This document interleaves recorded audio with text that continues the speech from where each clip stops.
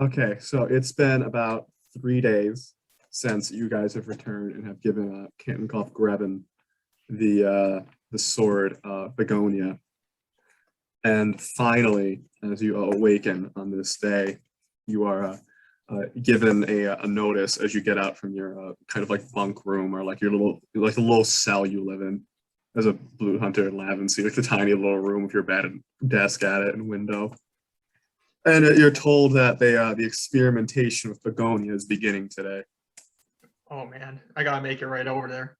So you don't know where Mikon is. He's probably doing his own thing at the moment, being an old man and a blue, and also someone who kind of just makes a lot of poisons, which is concerning, but not for you. So you you ignore Mikon's habits of making poisons constantly in his free time, and you go. You ignore his the possibility that Mikon might be a serial killer might roll around in your head for a second before you go to the you go to the examination of Begonia.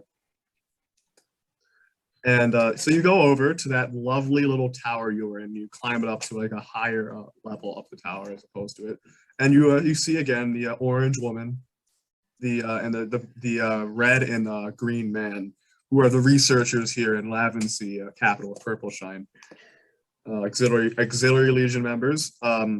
By the way, you were also informed that during your tenure as essentially the Kantenkopf's personal minion, you and Mikon are both technically an auxiliary region right now as dispatch hunters. That's what you're registered as. Okay. So you probably will be sent back to Spearhead when the time comes. But that's not here nor there. That's just to get some bureaucracy cleared. So they're there. They have a bunch of tests laid out. They have like a very hard piece of stone to hit it off of. They have a fire going. You see that the orange woman is actually a fire elemental, so she's lighting the fire, keeping it going with magic, and a few other tests. So, what do you do now that you're here? I'm going to walk over to some of the testers. So, yeah. Hey. Oh, it's you. Okay, Orangey. I just, go easy on her, We will do whatever we can, whatever must be done to examine this blade. I make my eyes right directly on the blade, just like sweating. Like, oh. Yes, as your desire for the sword's actually grown stronger from your time apart. You mind if I hold the sword? They go, no, once this is finished being tested, we are going to send it back to the storage location that it was at. So it can be secure there until further testing is needed. This is just the first round, basic tests. Yeah, where's the storage at? We're not telling you. Oh, well, hey, it's not gonna go and grab the sword or anything, Come on, that would be silly. Wait, you don't trust me? Oh, I see how it is. Bunch of oranges. That's what I'd expect. There's only one orange here. Oh yeah, I forgot. You're all kind of the same to me. Other colors. Ugh. Someone obviously doesn't understand that this is a war between those who can die and those who can't, says the green, as he takes the sword and smashes it against this stone column. I'd say go a bit easier than that, I heard harder, and he does it even harder. Veins are breaking out my head. No. Maybe you're not that bad. And again. And again, and again, and again. And he does it for around 5 minutes. And there's this nice crack in the stone column where the edge of the blade was hitting it, and there's not even a sign of damage on the blade, on the sword. Begonia seems fine. Oh my goodness. As the other two quickly write something down on some scrolls, scribbling away, noticing things. Someone goes up and measures the crack, and they then take it over to the next test. And it's a sharpening stone as they kind of just try to sharpen the blade a bit. And after about a few minutes, they notice it's not really changing anything about the blade. Scribble some notes down. That blade's only the Continue. sharpest blade around. You didn't make it any sharper. Testing must be done in every possible way, even if it destroys the sword. You guys got to be careful. You know, I'm just saying. You know, it's a precious artifact, priceless even. This is no artifact. There's no magic in this at all. This is just a normal sword with some unusual properties. Okay. Whatever you say. No, I myself am an artifact user.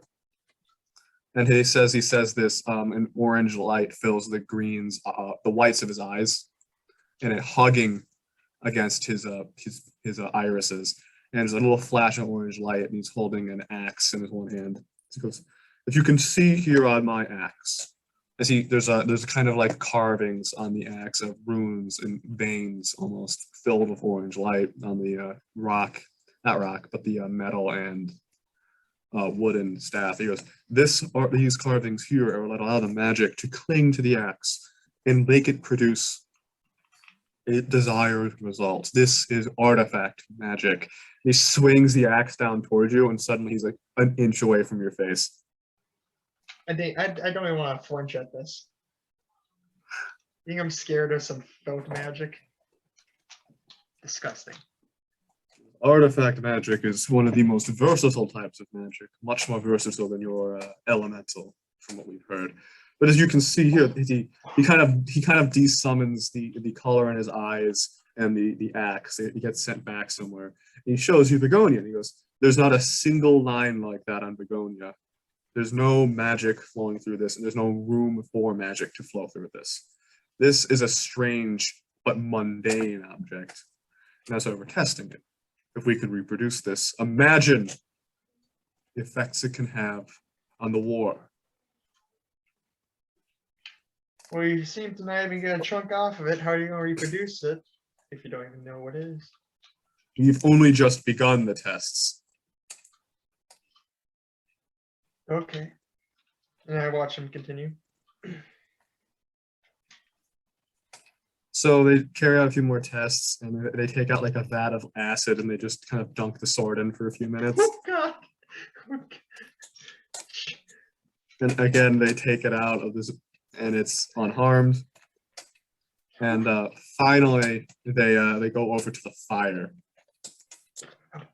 And they see they have more tests lined up after this. But Is this hurting me physically? it's upsetting you.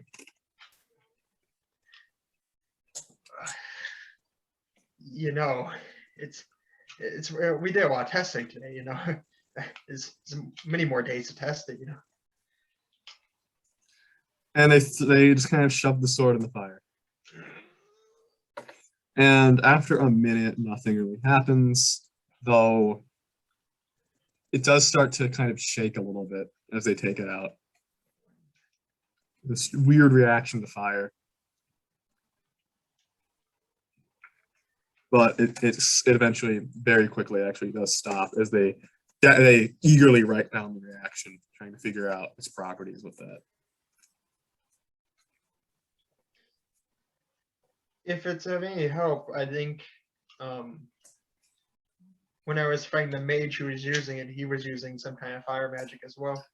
They immediately write that down. They go, yes, perhaps heat and flames do have something to do with the swords of the orange. If the other fire elemental was using it, that this can't be a coincidence, no. Or it could be, but it definitely needs to be investigated further.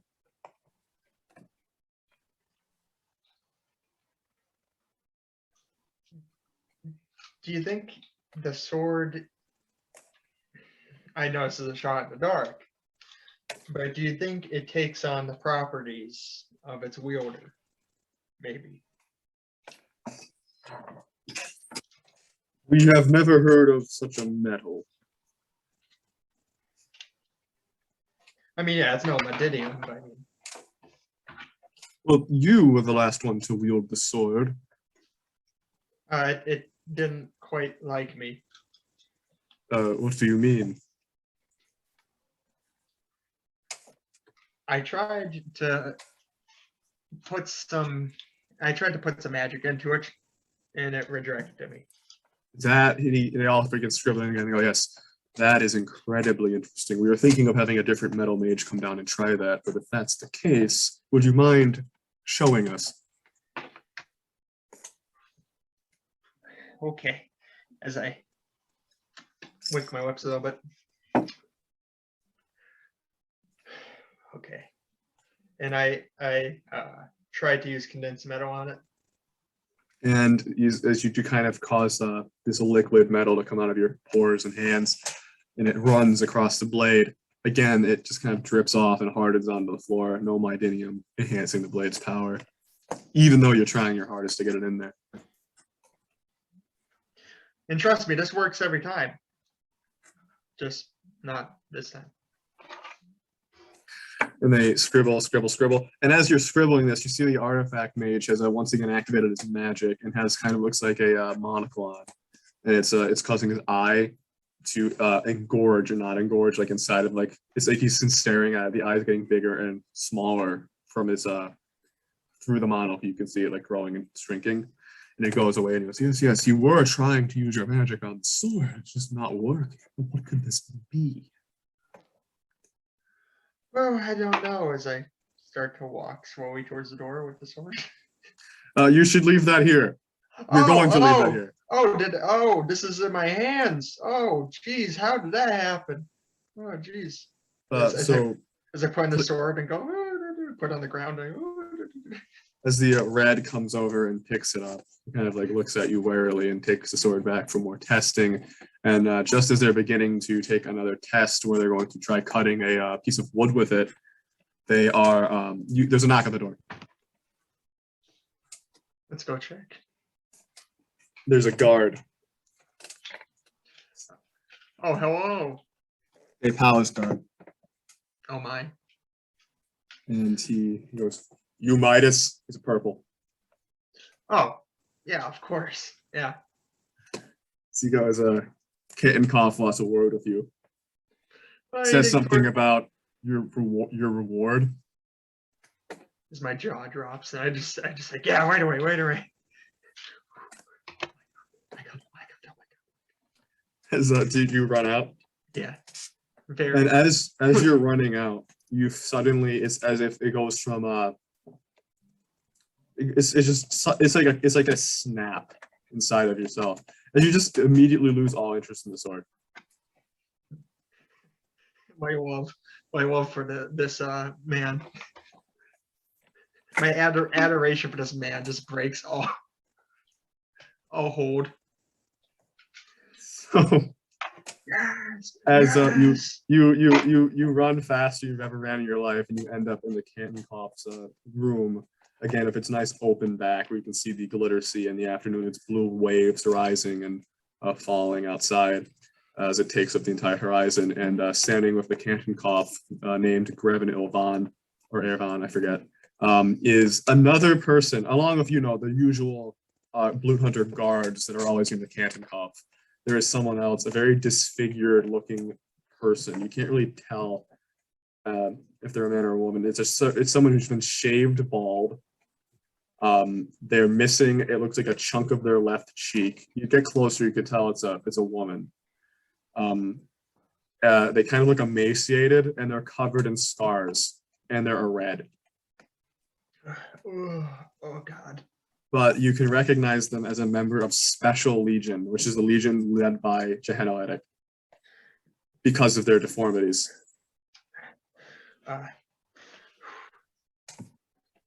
Okay, God. Who is this? Sorry, I'm a bit out of breath. This is a member of Special Legion. She wouldn't give us her name, but she is one of the ones who operate here in Purple Shine on orders of the of Captain Gehenno.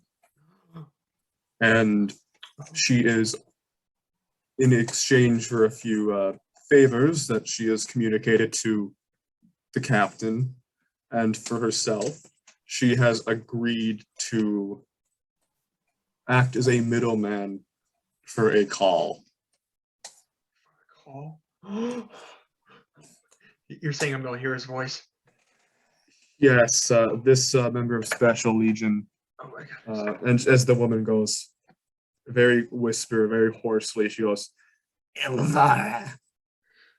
Yes, Ilvara here is one of the people who have been given an artifact that allows them to communicate with other Legion members near Gehenno. She can contact him in times of duress, or just to make reports to anyone else around Purple Shine or Fallende in general.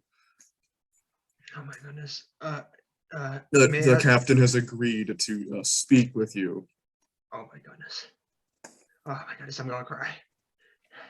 I'm gonna cry. This is the best day of my life. So tell me, have you ever shook his hand? She motions to the deformities and just gruesome scars on her body, and she goes, "He did this to me." Oh my goodness, you're so lucky. Oh, jeez, he touched you. Oh my goodness. Oh. Okay. All right. Ooh, how do I walk? It's audio only. I know. I just, I don't want to hear the ugly, a man of his caliber. Trust me, says Ovara. He will hear it. Oh God. Captain, tell me I look pretty. Lannister's not here. Oh shit. Captain Cop, tell me I look pretty. You look pretty. Thank you. No one finds out about this. Yes, imagine you motion to all the guards in the room. Yeah. And as you say that, she holds her hands out, and red light fills the whites of her eyes as she begins to use artifact magic. Oh my goodness. And a looks like a pyramid, a black little pyramid, appears in her hands. And as red light runs up these kind of carvings in the pyramid into its tip, it ignites into what looks like a large flame, which you begin to hear a voice emanate from. As it starts off slow, and eventually you begin to make out words, and you begin hearing, hello, is this working? Or did that idiot mess this up? Oh, no, it's perfect. Oh, is this what I'm supposed to be talking to? Yes, Captain, says the Canton Cough. Well, hello there, little ant person. What do you want from the great Gehenno Eric? Oh, sir, yeah. I'm like your biggest fan. Oh, now that's very interesting. I knew that there were fans. Of course there had to be. I mean, I'm Gehenno Eric. I guess you can't see me, but I am the greatest Blut Hunter captain, the captain of Special Legion. I'm the one who repurposed Fallende's criminals to serve this nation. I know. Of course I have fans. Oh so is there a fan club? There should be if there isn't. You should make one if there's not. I'm not asking you.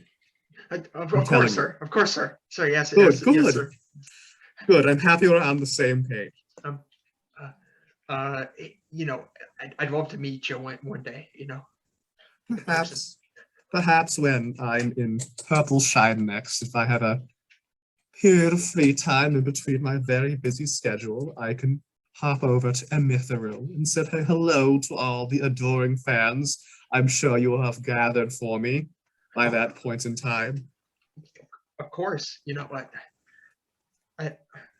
you know, I have some stuff to sign. And they go, oh my, Oh, ooh, are you telling me there's memorabilia oh my of god. me, of little old me? Well, I'm flattered. Yeah, yeah, yeah. I I'll mean, have to get a special pen to sign it with.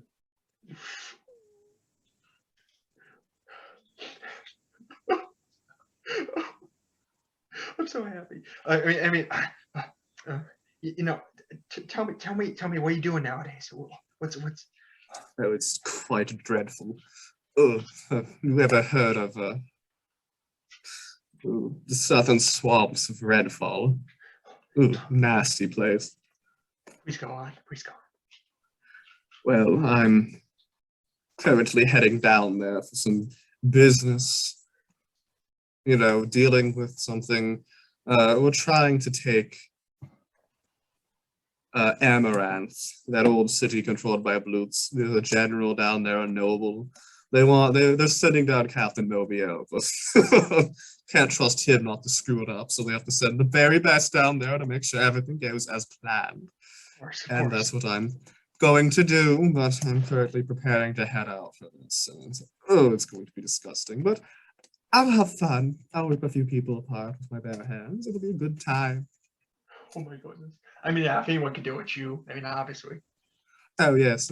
I'll make sure to kill the general. Just for you, Midas. How do you like that? Oh, this is the best day of my life. My goodness. Well, I've got to continue packing, and I have a few a few new recruits to torture, so I'll be going. Oh my goodness. I can't wait to see you, sir. I can't wait.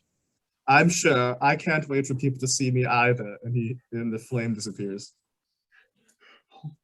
Oh, I'm like blushing. I'm fangirling. I'm like, ooh, ooh. Man, I'm like sweaty. Really sweaty. Oh god. Oh, this is the best day of my life. Oh yeah, everyone's just like looking at you like, what the hell's? My goodness, I can't believe he says he'll come to Purple Shine. Did you hear that?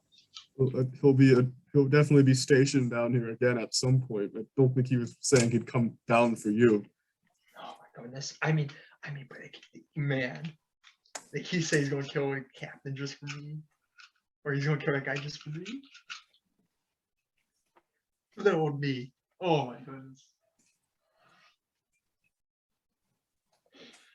Oh, jeez. Okay, I gotta get the fan club started.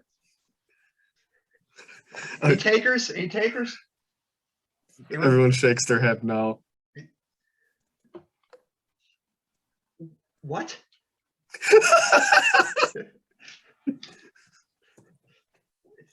You bunch of prudes.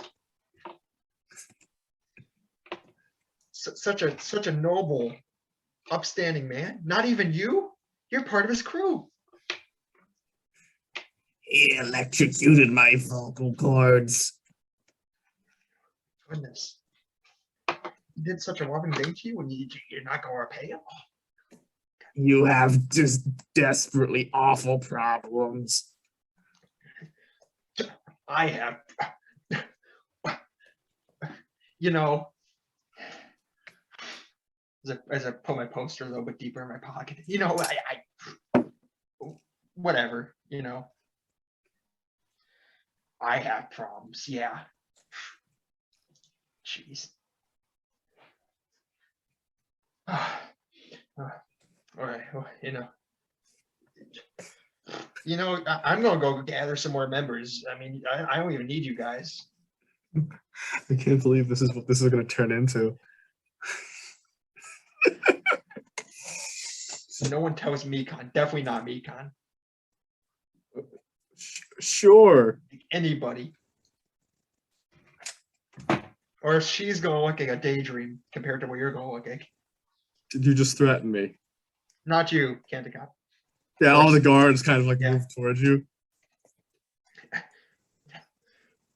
No, not you, Canticop. You're pretty chill. You did me a great favor. These guys. Come on. Come on.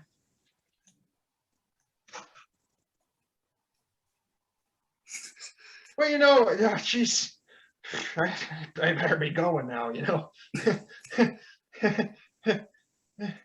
Yeah, Do you leave? yeah, I kind of just sneak out to the side. Yeah, you leave. What are you gonna go do now, Midas? I'm going to take a cold bath. As you head for a cold bath, um, I'll leave the rest to you. I turn to water. I light up some candles. I look at my beautiful poster and I say, soon, I'll get to see you in all your majesty. My goodness. And my little shrine that I have. Yeah, that little thing. Yeah, that thing is certainly hidden somewhere in the city. Yeah, just where no one can see. And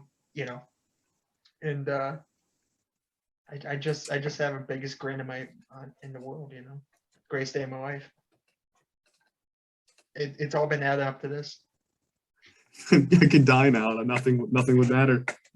Oh man, no, I gotta live. I gotta see him in the flesh. Oh my goodness.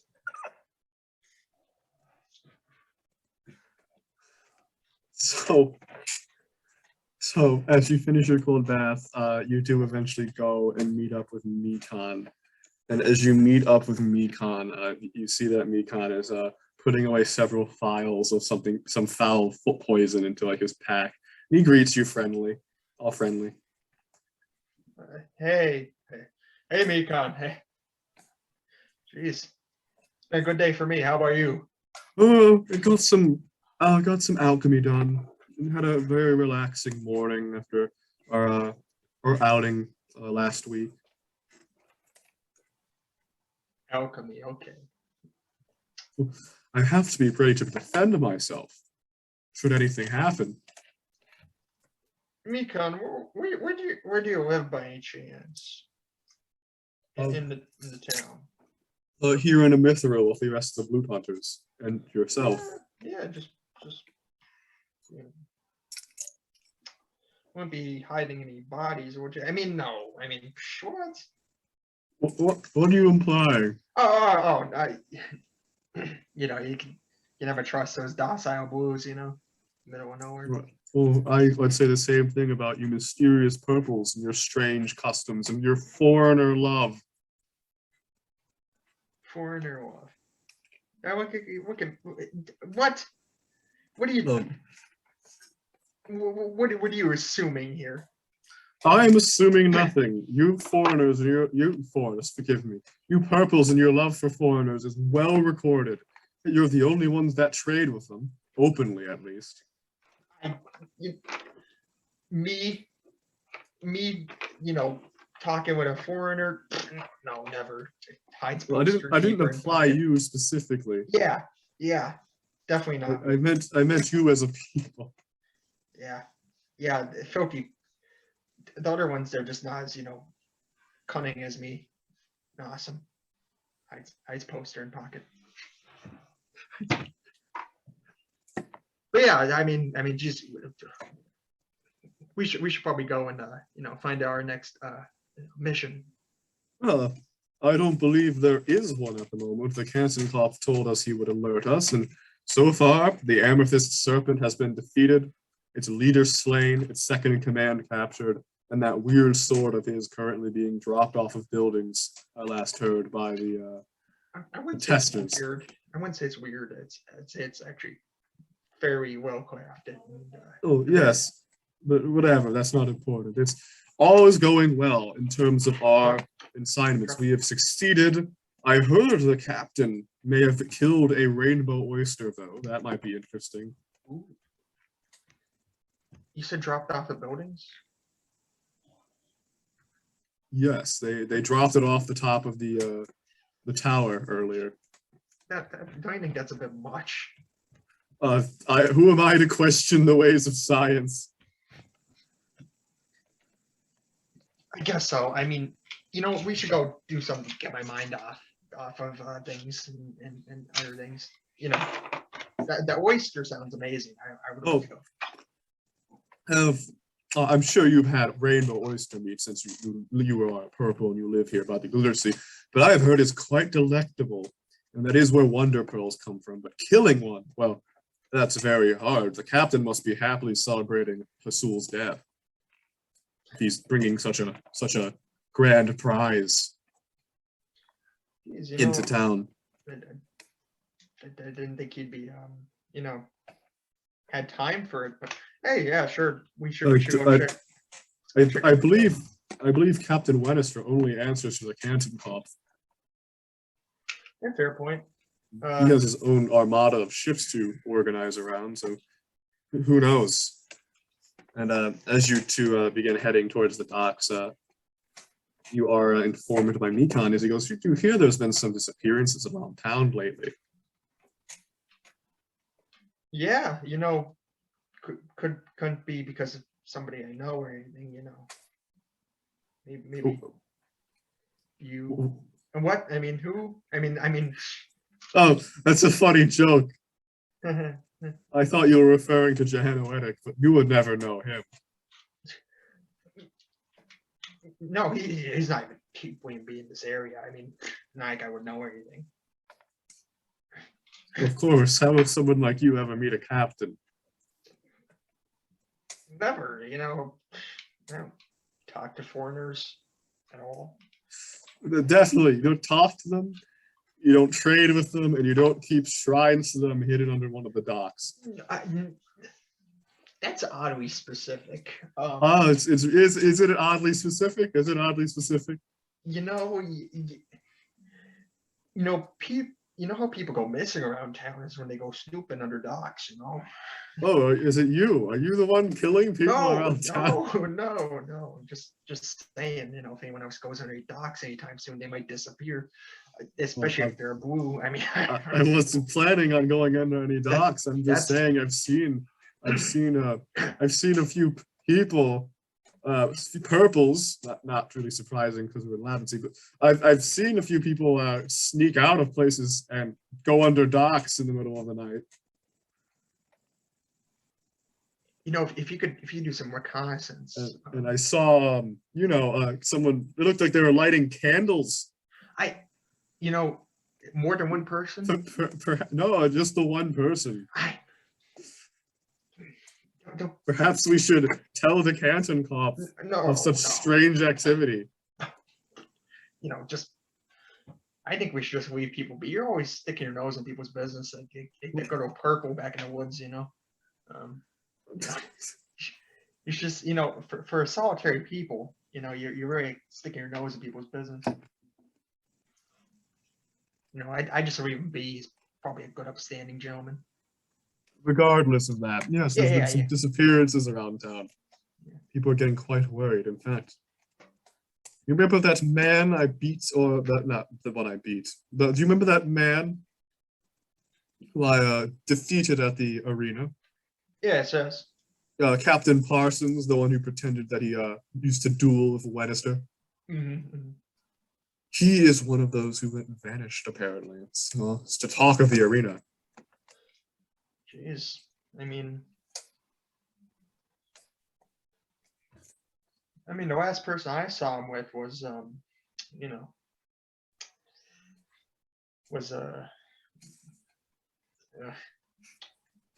well. Yes, the Axeman. Oh, yeah. The Axeman does have a penchant of killing his opponents.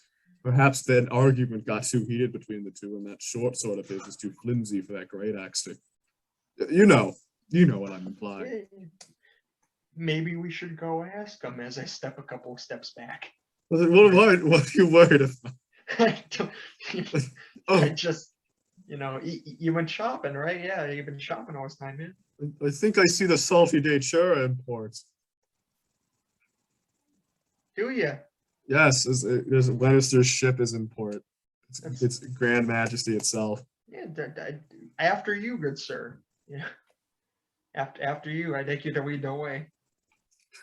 As he walks down, and you see that there's something being hung from ropes down there. It is a massive, looks like rock made out of a gleaming, uh, gleaming colors of shell. It's a shell. It's an oyster, huge thing, held up by ropes and chains and leaking out greenish mucus out of its mouth, and many wonder pearls falling into a collective like sifter as the mucus is being drained from it, and colorless blood flows down it along with seawater. But its shell is amazingly beautiful. It's all the colors of the rainbow are shining off of it at once, and there's several spears in it. And standing in front of it and laughing maniacally at his victory over this great defenseless sea beast, you know, the one that cannot fight back, is the hero, the Squelcher, Captain Wenister, and his helmsman there. And people are taking it down. The newspaper, which is a quite new startup, is taking an interview, and the captain is relaying his great story of killing this defenseless sea creature. And it's a much more impressive story of transporting it back to Lavency as you guys arrive. Hey, Captain. Ah, if it isn't Midas. Have you come to gawk at my newest grand achievement? Oh yeah, I mean, you know, I can't believe those are the things that make Wonder Pros, yeah. Oh yes, and I'm going to make a killing at selling them. Yeah, you know they have a very interesting effect. Those Wonder Pros do. Oh, I know. Kind of similar to something like your magic a bit. Where do you think I get some of my ideas from, boy? Oh, jeez.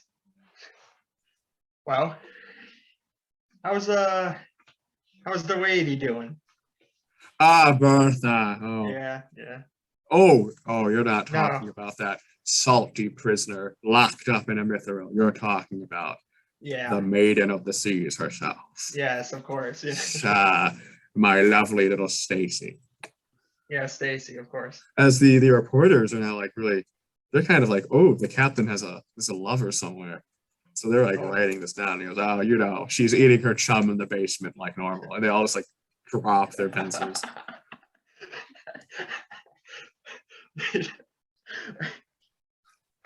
God, what they must be thinking right now. Ah, yeah. After she almost ate Bertha alive last time, she's quite tired, quite happy to be relaxing. I'll give her some of the meat from this clam. Darling little thing she is. It's gonna be a nice little dinner date, yeah? You said it, not me.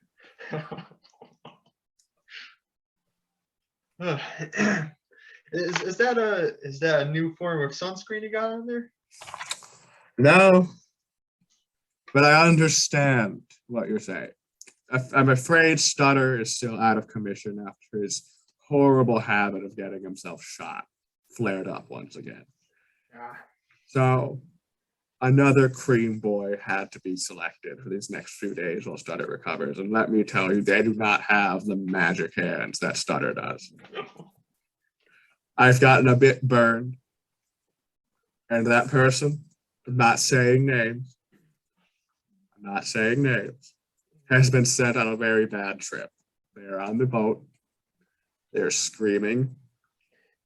And they are being eaten by wild apes, as far as I know. In their mind, they're fine. Everyone can relax. The reporters are just like, oh, yeah.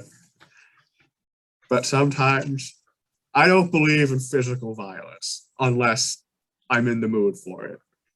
So I resort to mental violence when it comes to dish out punishment. And you know what? It works like a charm. But sometimes people need to be in the chum and fed to Stacy, or they will not obey. And I'm getting distracted. How have you been? Oh, you know, I have had the best couple of days. The best day of my life, would just say. That's fantastic. I'm so good to hear it. Have they destroyed that forsaken sword yet? No. It's a nice sword, you know. I say again, cast it into the sea. Let the ocean goddess do away with it. You know, it's quite a useful sword. We're talking more about the sword in private. We don't want you know, nudge. You know, it's Oh, yeah. like, yeah, the people. For the get out, go! The reporters scurry off. Because I wouldn't want to be on his bad side either. The reporters start getting a trip. Yeah. Well, they're doing experiments on it to see if they can replicate it. That thing is a bad omen. You can tell from the name, Begonia, hate, horrible little thing. It needs to be swallowed by the sea. It's not, you know, the name is, it's a beautiful flower. Beauty could hide the greatest danger of all. Just look at Stacy. You know, speaking of ladies, Bertha, now, how is she doing? I've only visited her a few times. Where they keeping her? The dungeon of Amythest. Kept constantly fed. Mally root. Oh, God. Sick as a dog. That Bertha.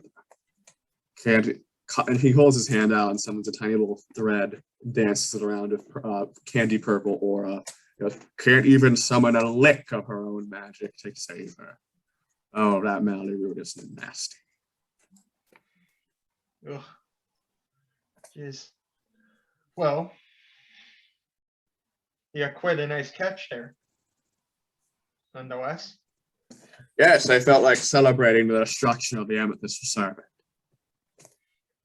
So I've brought this in exchange for the Wonder Pearls and a hefty sum of money as a gift to Lavency. Rainbow oyster meat. For those who can afford it. How much does it go for? Oh, a slice is about 20 blue. Wow, only a slice. Only a slice. It must be some kind of meat. And one of the most delicious on this glitter sea. I imagine Stacy's getting a little bit of that meat. Of course. She's earned it, that beautiful girl. Yeah, she does bubble. Quite well. Oh, God. Mikon, I think he's got a couple of screws loose. Really? Really? A couple? I think he truly loves that crab.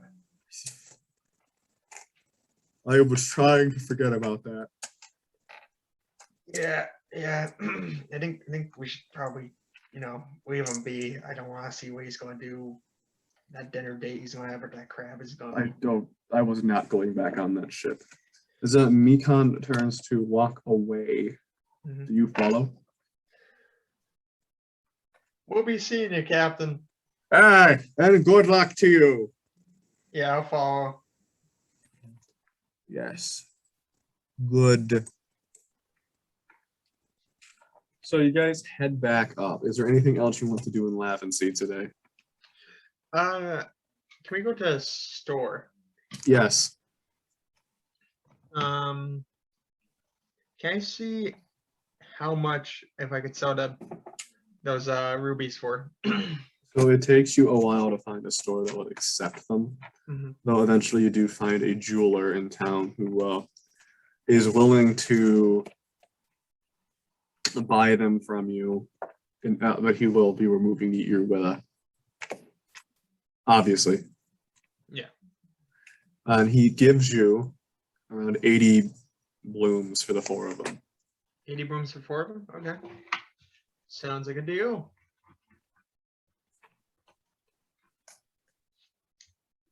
Pleasure doing business, and He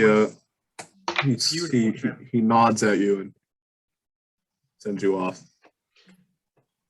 They're gonna make one beautiful gem without that nasty face on them. Agreed, he says. It means chipping away.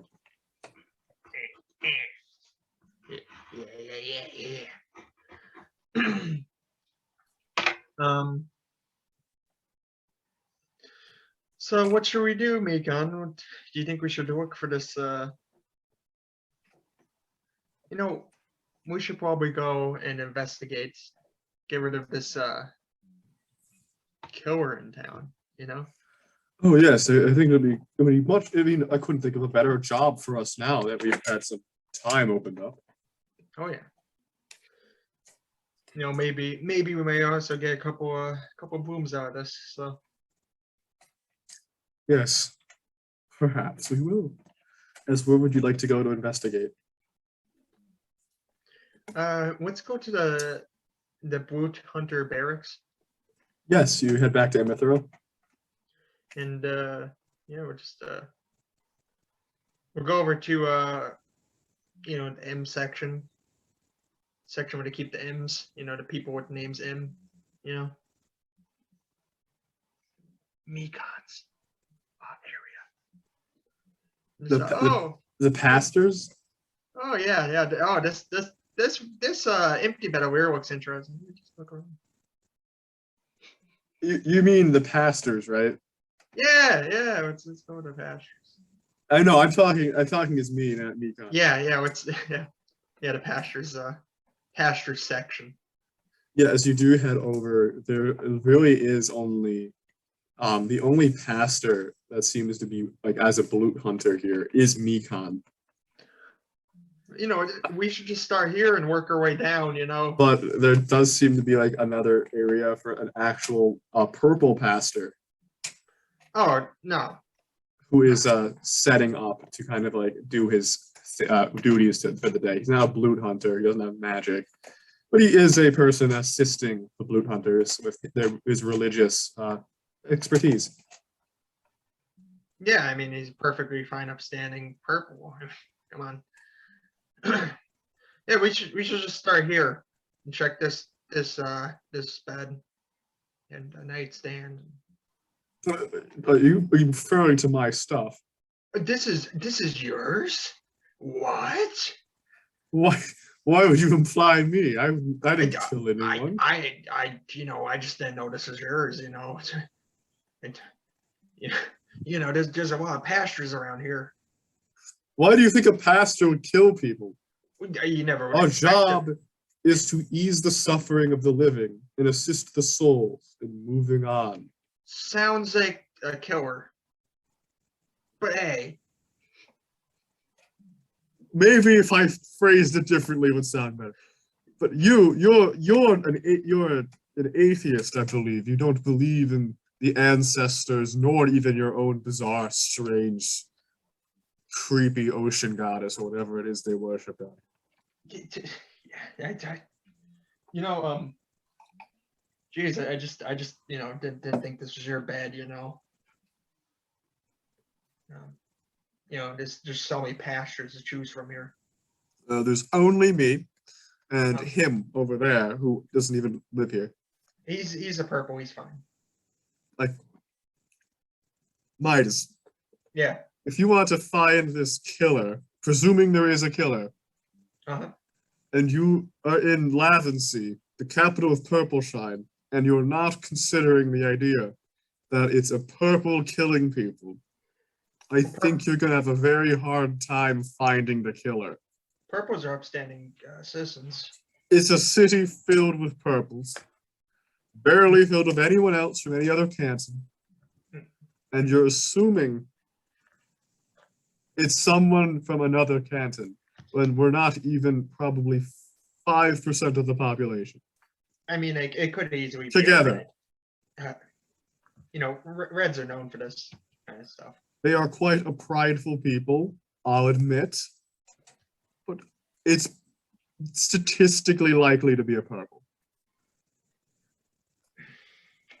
Lannister is a good example. The man is insane. He's a purple. Insane's a strong word. He is possibly in love with a crab. Hell crab. May I correct you?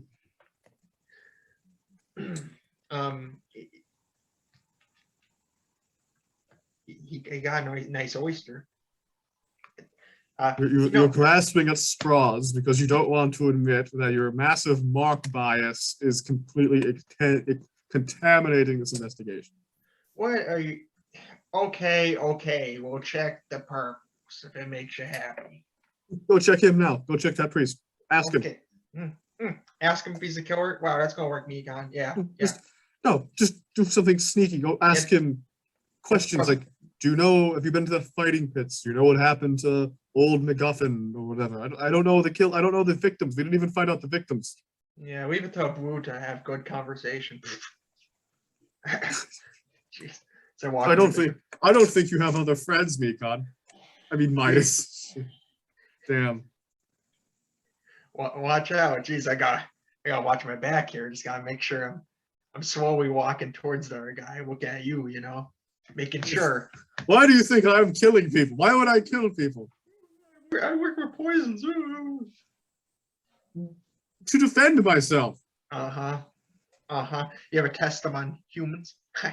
You were not complaining when I killed that roll rat. The roll rat, okay. Could have been a human. Or those bandits. Yeah, you only use that one person. Okay, I'll go check that part. What's up, my friend?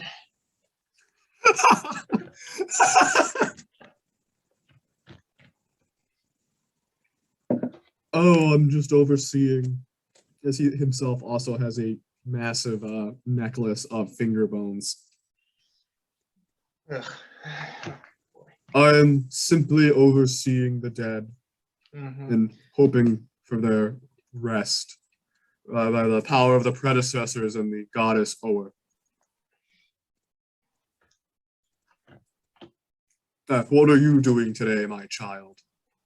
I'm just looking around, asking some people. Are you familiar with the fighting district? The fighting. Yes, I frequent there in my free time.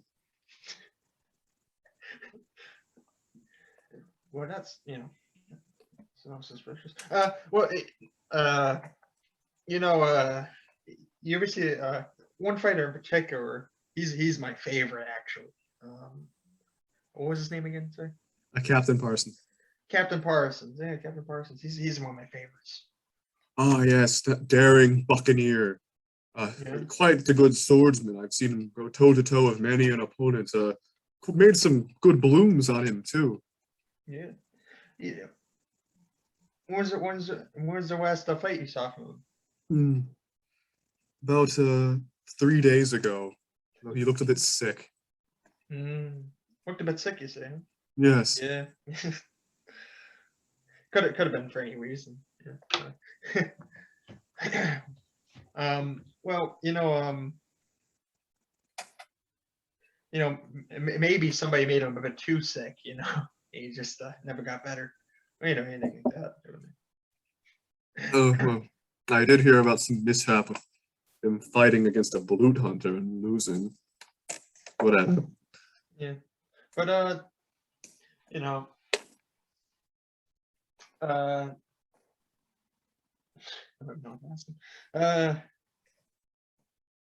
Just such an upstanding gentleman. Have you heard any news about his recent disappearance or anything like that? Oh yes, the disappearances. I believe there's been 5 or maybe 7. I'm not quite sure. Around town, random people. He's definitely the highest profile disappearance, though. Very strange too. He's a trained fighter. It must be hard to just take him out if there are indeed being killed or kidnapped. That's why we're thinking it's somebody who has maybe a bit more power than the average person. You suggesting it's some type of sicko, like the captain of Special Legions, Hedo Edic. Although he's not here. Yeah, Who would ever like him? I don't know who. Well, one of those many brigands in Special Legion, those criminals. They say are reformed, but we all know they're just tortured into compliance.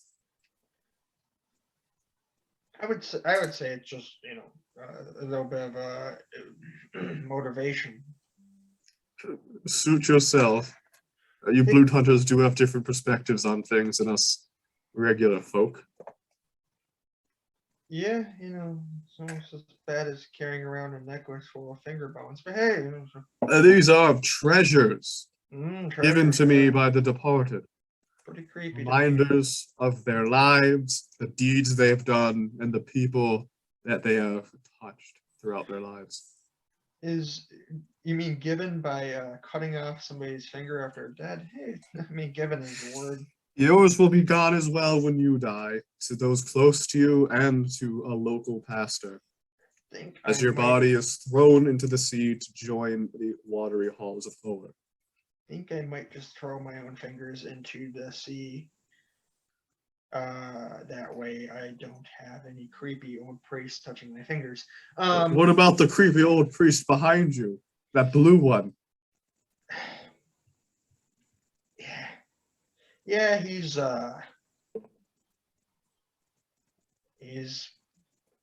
creepy.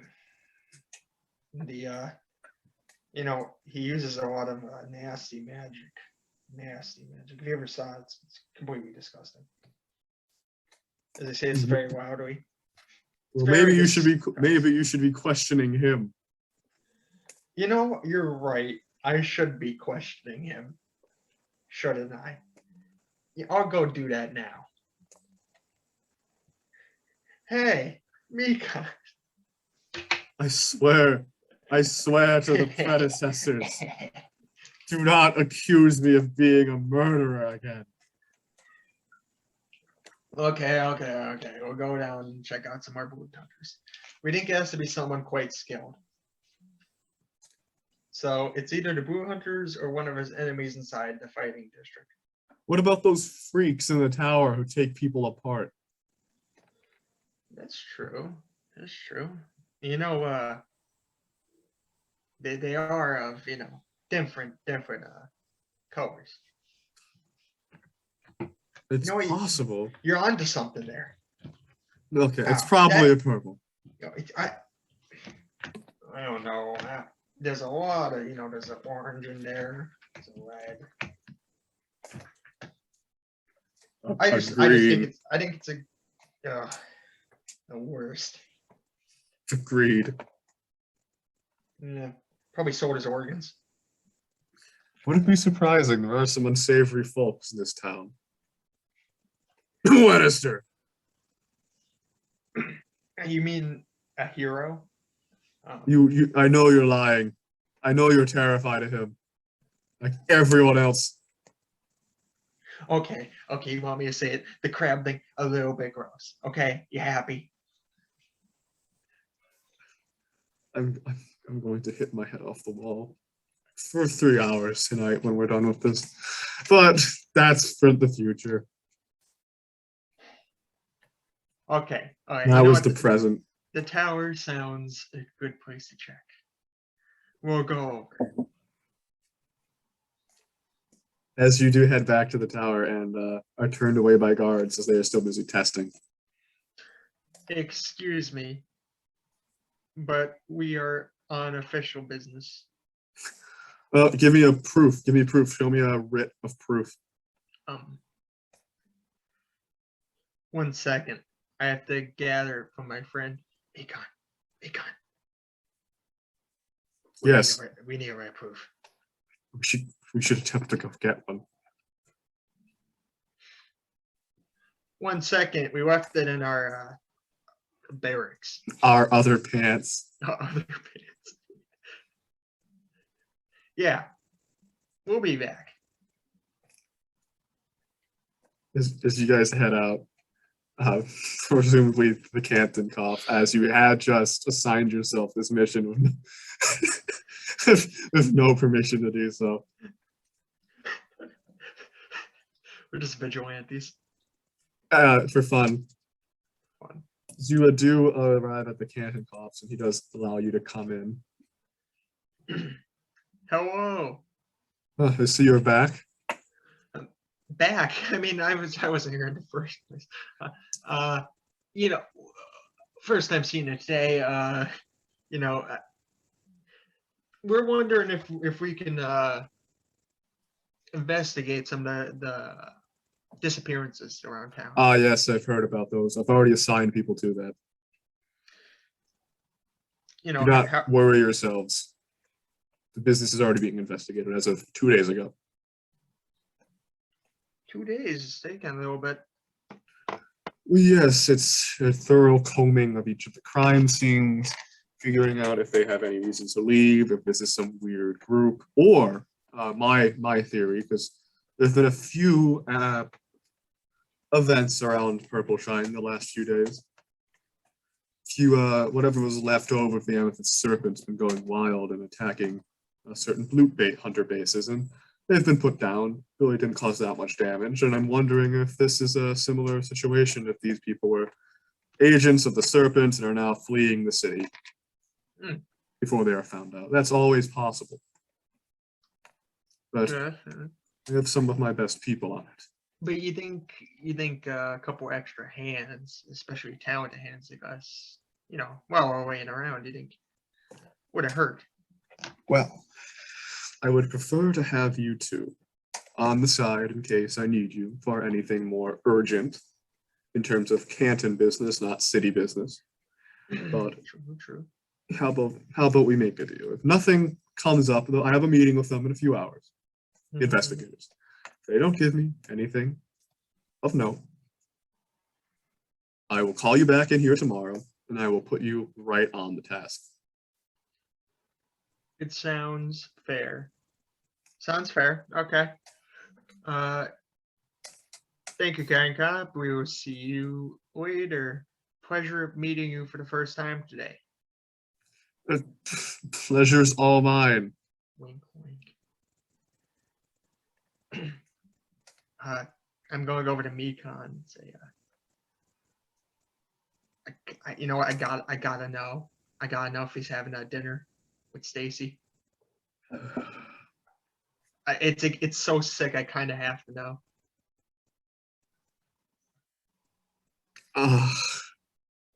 I do too. Come on. Yeah.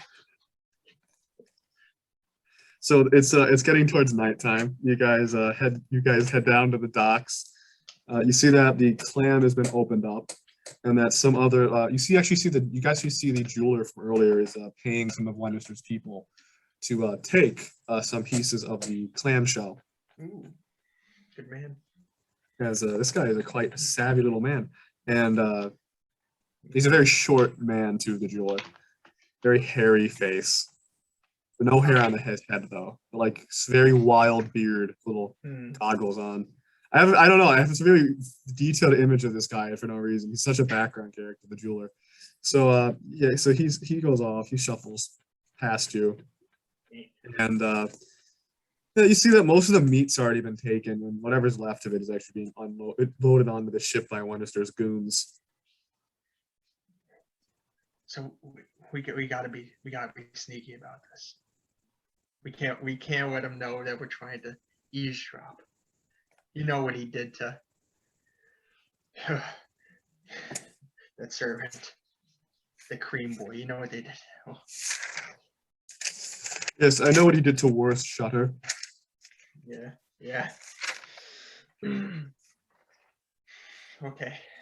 Is there any way we can get around back of the ship? It's you guys would have to go in the water. Are you that desperate? We gotta know. We gotta know what's going on here. Is there any rowboats around or anything? You're able to find one that's not being launched. Okay. All right. We gotta get around to where we can see a window.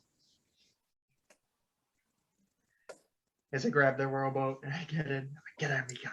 As you do get in, you're able to just barely see the porthole to the lowest window on the Salty Day Chera. The one you know is in side of Stacy's room as night begins to fall. Oh my goodness. I can't believe this. Keep an eye out, make sure no one sees us. Surely it can be done. And we're just waiting there with bated breath to find out what kind of sick machinations are going on. You are able to peek in, and you do see sitting on a little table has been moved into a very soggy cell. As you know, his Lannister likes to keep an inch of fresh seawater on the ground there for Stacy's comfort at all times. As he sits there, he's sitting in a chair. In front of him, a table and a single candle. As Lannister sits there, still in his squelching suit, as there are still rays of the sun coming up, and he's cutting apart a slice of a rainbow oyster. Another huge piece of it has been thrown into Stacey's cage, where she is eagerly devouring it as he very delicately places the fork into his mouth and chews it. He begins laughing. Yes, made quite a pretty penny today, my girl. Oh, yes, Captain Lannister may be a privateer, but Captain Lannister still knows how to get the blooms he wants. God's voice I thought. And she just kind of like bubbles and continues eating this. Yes, I agree. Now that those pesky serpents have been defeated and destroyed, and Hasul and Bertha have gotten what they each deserve, I can get back to doing what I do best. He swallows and goes, continuing to be the greatest damn privateer Purpleshine's ever seen. Mikon, I can't believe what I'm seeing here. It's terrible. God. It's like a train wreck. I can't look away. So this continues as he talks about nonsense, and eventually you guys do hear something above you. I look up. It's Shudder. Oh God, he's awake. Yeah, he's kind of like looks pale. He's limping. He kind of like steps back a bit. What are you doing? You gotta see this. Get down here. No. And see you. No, I'm not involved in this. And he goes back onto the ship, pretending he hasn't seen anything. I think we've seen enough.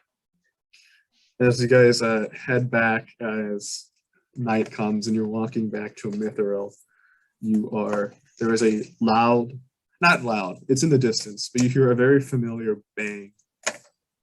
Bang? What? As a Mikon looks at you and he goes, is that a pistol?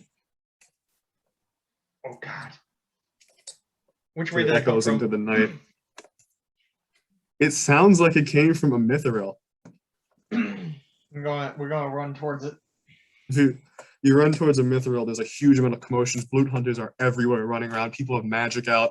You see a guy carrying, like, someone has like an artifact you just summoned, like a cane, which is like glowing with green energy, and they're running like around with it. There's other people doing things, and eventually you do get a hold of someone. It's one of the guards, the Canton Cop, as he's running around. He's covered in blood. What's going on here? The Canton Cop has been shot. What? Is he okay? We don't know. The guards they're taking him to the infirmary now. My goodness. How does this happen in the middle of the night? The middle of square. What? How does this Square? happen in the middle of like the town square? Yeah. Well, no, it happened in the, you know how his office has a giant open window to the back of it? Of course. Yeah. But they don't know how someone shot him from there yet. So as you're continuing running, someone else comes up and goes, oh, the prisoner has escaped! Oh God, Bertha? And the sword is gone! As like my eyes kind of glaze over. Where is it?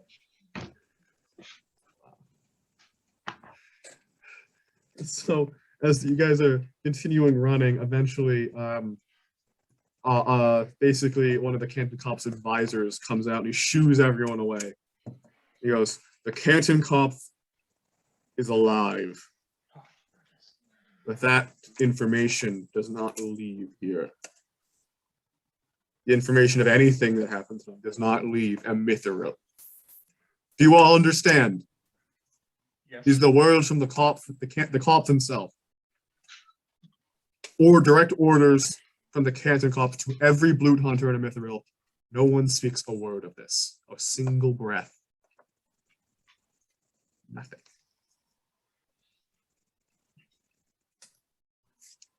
And then he points to you two. He goes, Canton Cop Greven Ilver requests your presence. Of course, right away. So you come in, and the white sheets of this infirmary bed are covered in blood. And the Canton Cop has no shirt on. He's an older gentleman. He still has a decent amount of muscle on him, though. But the most striking thing is there's a giant glowing symbol on his chest. It is kind of like a sun with squiggles, like curved lines in its center, and coming off of and connecting the spikes around it, the corona. And it's glowing a bright yellow. And you see that there is a wound in his side, right where his heart would be. And it looks like a bullet wound. And it is bubbling and spurting blood, and he looks terrible. And around him are 3 people, 2 women and a man, and they all have color magic going. It's light blue, baby blue, and it's sending a soft aura into him as he lays there. This healing magic. Can't copy request this. And he coughs and more blood comes out of the wound. He goes, as you can see, there's been an attempt on my life. Yes. Did you see who it was?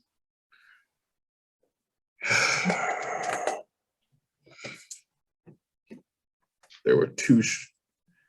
No, I did not. What do you wish of us then? As you know, listen, I have survived. The only reason I survived is because of the symbol on my chest. This is a self-healing, undling tattoo. Very painful to get, but it can be activated indefinitely or immediately. As I lay there dying, I activated this, and it kept me alive so that I can get to where I am now. I will recover, but I will be down and out for a few days.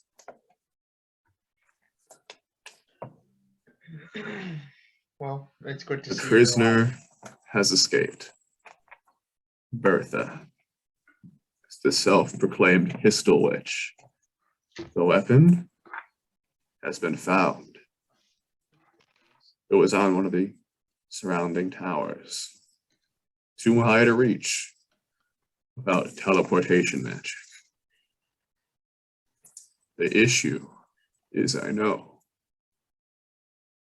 if Bertha was escaping, she'd take her special pistols with her. She used a very rare weapon, especially in Fallende, repeating pistols. Each could fire 2 shots. State-of-the-art technology. And on top of that, her pistols were undling carved. If she really wanted me dead, she would use the undling carved pistols. And no reports of there being any extra color, the bullets, have come. On top of that, the pistol that was used to shoot me, the one that was found, the smoking gun, was a single shot, normal standard pistol. On top of this, Begonia has gone missing. Missing. Oh no. And I made very carefully sure of this, as she is a dangerous mage. The Mali root has been applied to both the water and the bread that Bertha has been given. She has been at least forced to drink the water each time she was fed. She has been in a constant state of Mali poisoning. Magic use should be impossible for her. I need you to find out who shot me.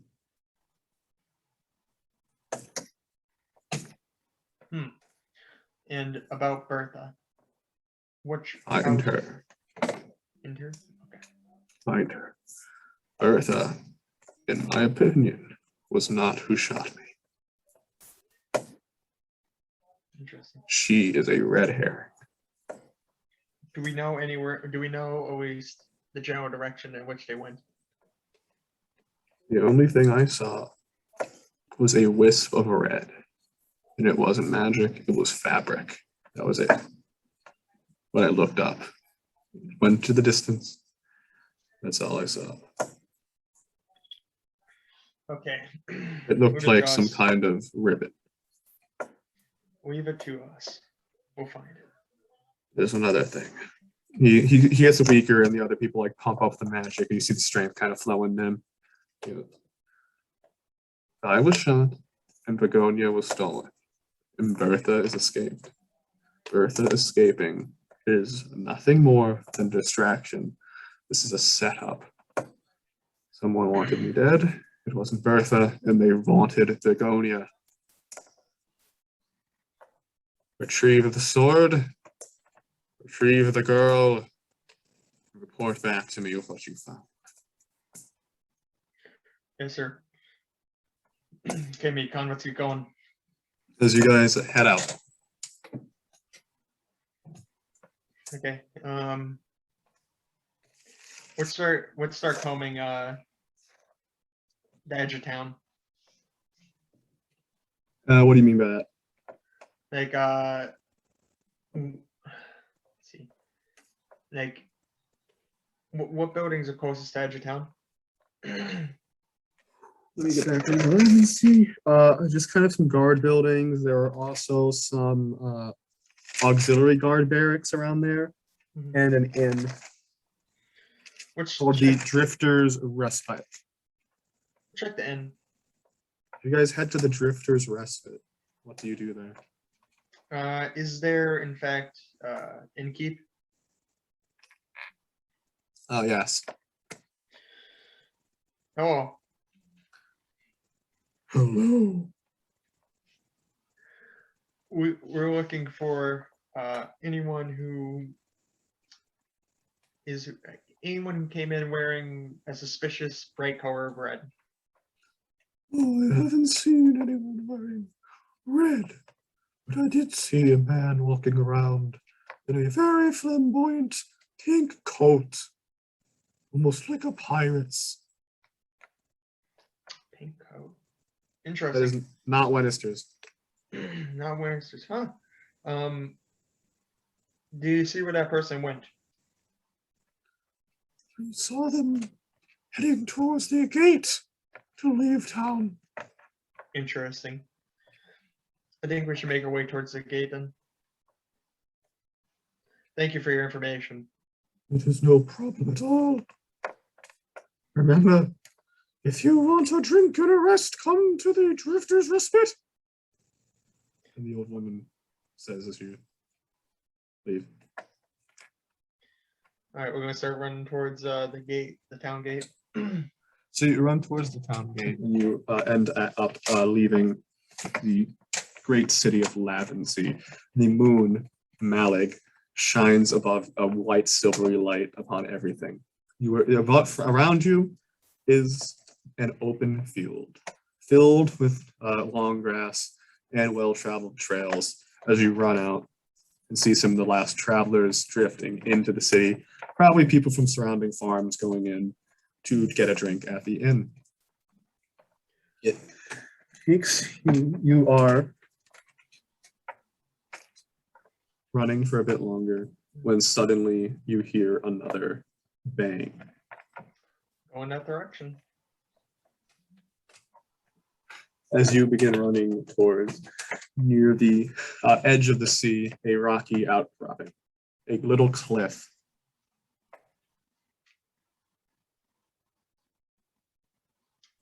Say what? A little cliff near the edge, one of the sea, a small little overlook to the great glitter sea, which now glitters with the light of the moon. And there's nothing there? As you run up, you do see that there is something on the top. As a person? It looks more like a post. Post. I'm going to go over and take a look at her.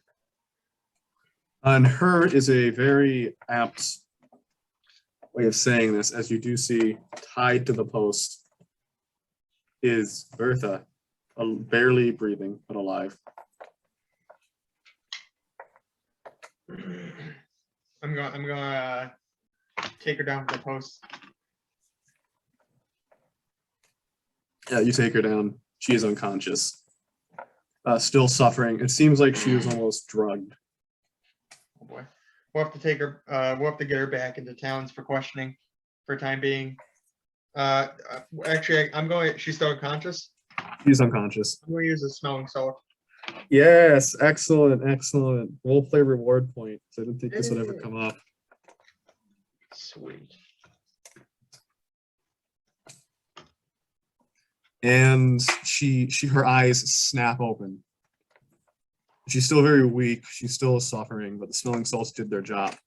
As she goes, "Where am I?" Bertha, what happened? I was in my cell, and you hear Mikon cry out in pain. Mikon, what's going on? And as you turn, you see a man in the you see Captain Parsons in front of Mikon. He just slashed him across the back. If it isn't Captain. And then he takes his sword and he does it again. Hold on.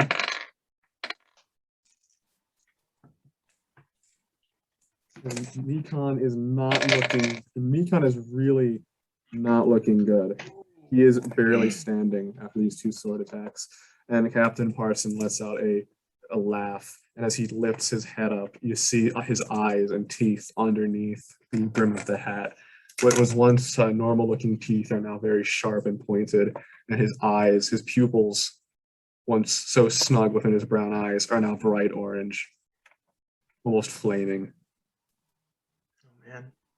He is now a Blutsauger. He's a. Oh god. Ah, how'd you like that, you sickening mage?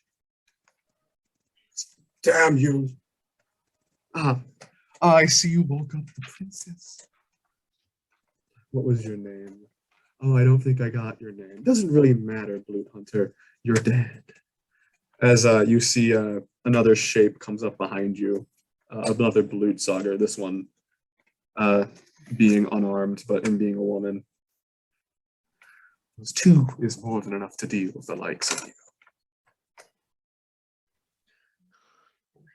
All right. I'm gonna try attack. Roll your d12. D12. Gotcha. Come on, Dave needs a new pair of shoes. That's a 9. Okay.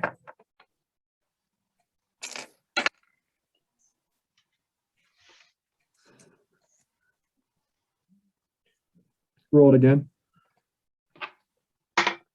5. 5? Mm-hmm. Okay. So the first to go is Parsons.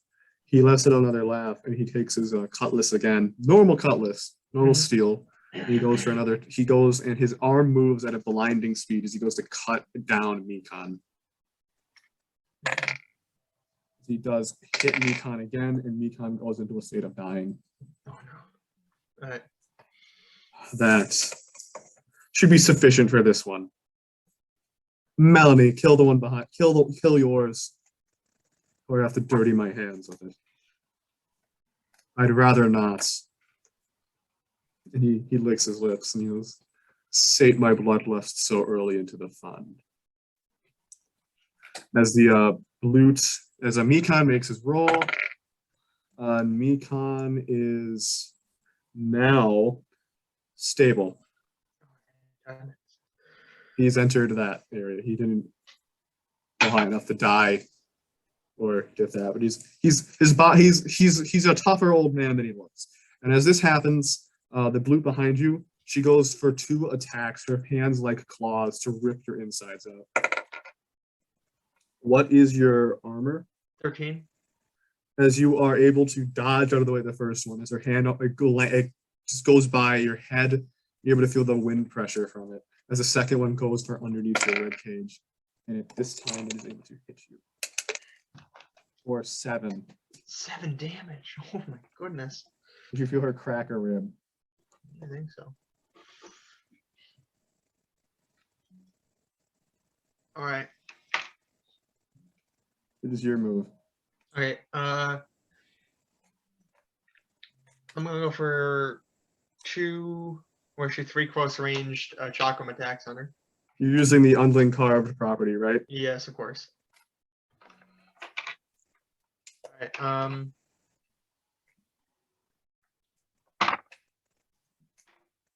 right. The first one is like a 23 to hit. That one, you're not using magic for this, right? Doesn't the unring card use magic? Unling carved adds magic to the damage. It does not add it to the Okay. to hit. All right, so it's just a 16 to hit then. Yeah, you're able to hit her with this. Okay. Is that that's my first one? Yep. Next one's a 19 to hit, Yeah. and the third one is 18 to hit. 3 of these hit. Yeah.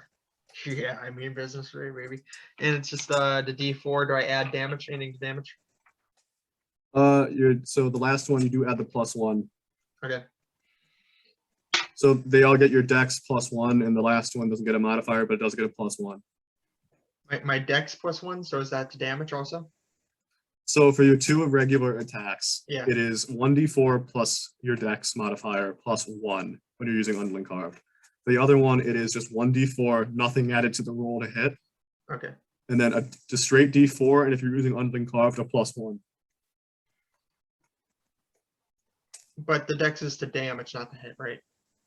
Both for the first Okay. 2 attacks. Okay. So the first one's going to do 7 damage. You cut across her, you get a deep cut, you cut through bone. Seeing Mikon go down did awaken some rage in you, and you cut it through. But just as you see this damage wreak across, you see the same wound stitch itself closed, almost following a perfect path. But as you do this, she does scream out in intense pain. All right, for the second one, that's 4 damage. And how do you want to kill it? I'm just gonna split its face in half and have it fall down at the neck. You bring, as you just heard, she's distracted by pain and trying not to fall into the ocean below. You bring this down, cutting deep into her skull, and as you do, her eyes widen and her eyes and teeth burst out of her face, covering you in blood as her corpse falls into the sea.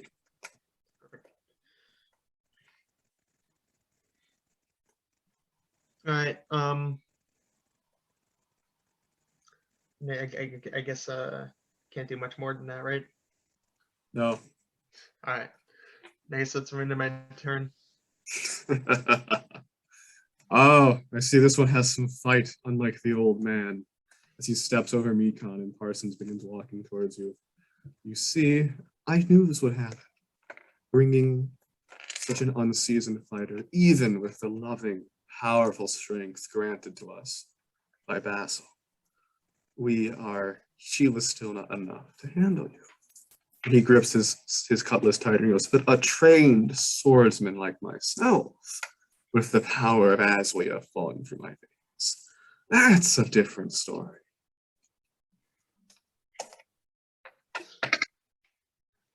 He does indeed. So your armor is 13. As you were able to bring up one of your chakrams, and you'll be able to bring them up. No, you're not even able to block this. You almost block this, but then dodge at the last minute, knowing he'll knock the chakra out of your hand.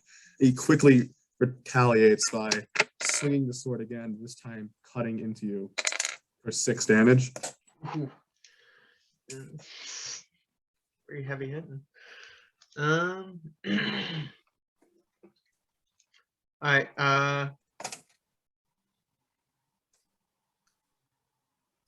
Okay, I'm going to use -4 condensed metal Okay. to strengthen my chakrams, and then go for my attacks. It's just on the one chakra, the first attack. All right, just on the first attack. Gotcha. All right. You could keep doing it just to let you know. Yeah, okay, that's smart then. Yeah, I'm going to use it on all 3 then. Once at a time, though. One at a time? Okay, gotcha. All right, gotcha. All right, now use the condensed metal on the first attack then. Okay. All right. And I'm using unknown carved also, right? Mm-hmm. So I add the +3 to these. Gotcha. That's a 20 That hits. or 23, I guess. It'd be a nat 20. For next one, it would be 10 to hit. Okay, doesn't hit. And for the final one, that's not gonna hit. That's on a 5. Okay, so you hit him once. All right, but luckily it's one my condensed. So, all right.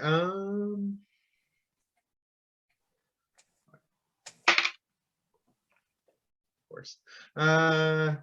7 damage altogether. Yeah, 7 damage. Yeah, nice. You cut his guts, and then you see them moving around inside of him before the wound closes. He goes,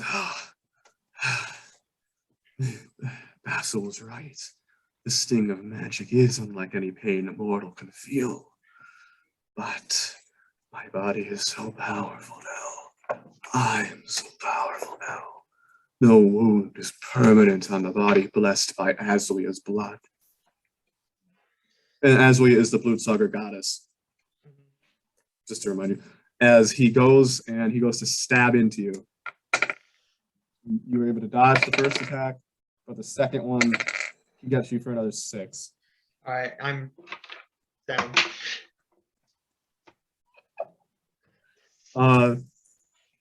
As you go down and you hear a triumphant laugh from Parsons, you do hear another bang. Yes, I knew she was gonna be good for it. As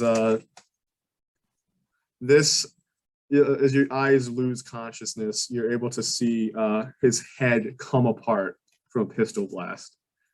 And then you hear a gurgling laughter from his open hole of a neck as his head slowly reforms itself. And he goes, "Did you really think that we would give you a magical weapon?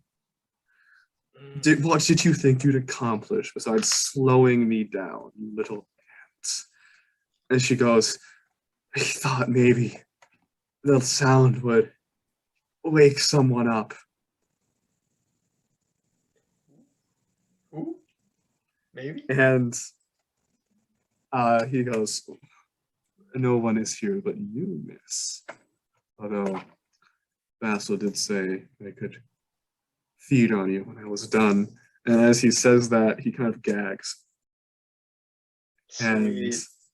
as I need you to make your throw, Oh boy, what is it again? a d20 with plus body modifier. Oh boy, this is scary. A 10? Okay, so 10. 10 means you are okay for now, but you're not great. It means that your body isn't dead yet, but you're still dying, so you're gonna have to roll again soon. I saved myself a turn. Okay. Yeah, you save yourself for a turn with a 10. 6 or higher saves you for a turn. 11 to 15, I think, saves you in general. 16 to 20 brings you up with 1, and 1 to 5 kills you. That's ominous. So as you're just still drifting in and out of consciousness, you see him gag as he goes, I killed you!" As some vomit comes up, as you see his body turning a sickly green color and a ghostly aura wrapping around him, and Mikon pulling him up from himself up the staff, and he goes, "Should have killed me harder." And he goes to lunge at Mikon, and just as he lunges at Mikon, his eyes and teeth blast out of his head, and he falls dead to the ground. Sweet.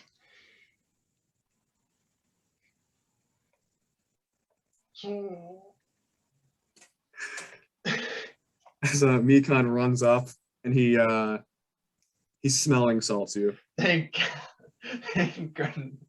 I was so And he- scared. About time you woke up. I didn't think we'd see these disgusting abominations this far south. What am I up with one? Yeah. Oh boy. Take the pistol off the lady.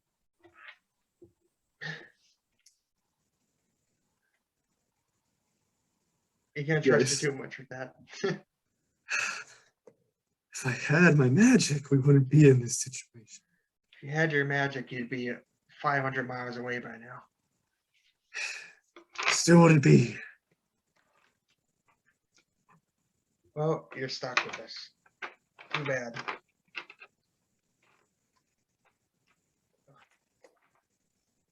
Oh boy. Is the sword around here anywhere? Well, you do not see Begonia anywhere. Bertha. Where is it? I believe Basil has it. Basil. I've seen him now. He's the one who took me out of the cell. Did you shoot the cop? I was there, but I didn't shoot him. I can't. I'm a good shot, but in this darkness, no. The moon's out. Forgive me. Even at night, even with a moon like this, I can't hit him from as far away as Basil hit him. Where did Basil go? Basil is still in the city. Is he the man in pink? No, that was Parsons. Oh shit. Okay. We're in the He's, city. I We need don't know. answers. That's where I saw him heading back to as the other two knocked me out. Oh god. He has more, I believe. He's been slowly accumulating minions in the city. We need to get back on Corpus Railway.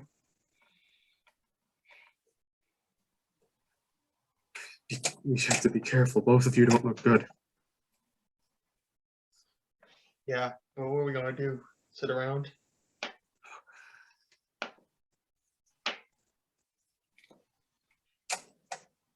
So you guys head back to the city, and she informs you that Basil is a Blut. Isn't Basil the name of the god? No, Basil is the last name that Hasul said before he died. Why would he be working with boots? I didn't know the serpent had any ties up with Hasul. Must have done it behind our backs. They must have been where we got some of our collateral from. What did they Our want with funding. the sword? I can only imagine. The sword, Begonia, it drinks blood, doesn't it? Maybe it's a Blut sword.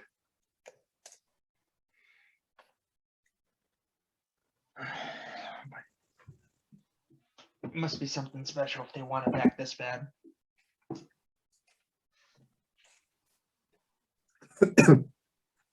It can't be anything good if they're willing to come into a den of Blut Hunters to get it. Is the cop alive? I think Basil hit his heart. The cop is dead. He killed him. That's not good. It's not good at all. I see the city is not burning itself down. The news being suppressed. We do not talk about the cop.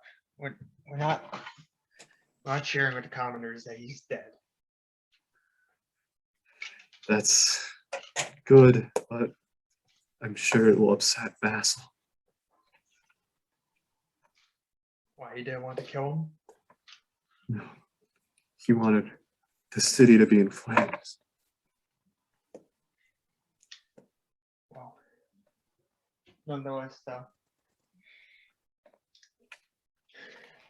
Mikon, what do you think we should do? We go back to Mithril.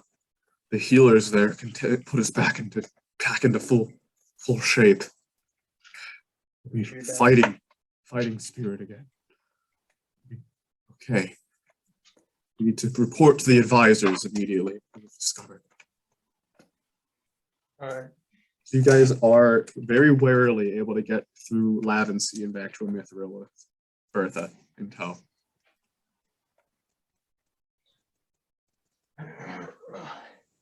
We recovered the girl. As you tell the advisor this, he says, "Excellent. We will take her back to her cell and station some more guards around it." She didn't kill her. She didn't. Is she gone Tell- now? She's gone. Okay. She didn't try to assassinate him. Save the report for the Canton Cough, please. I will escort you to the infirmary so that you may be treated as well. Very good. All right.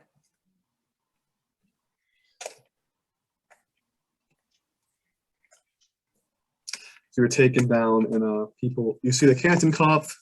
As you walk in, you are blasted with energy, powder blue, and you eventually, from all the healers, your health and your wounds do disappear.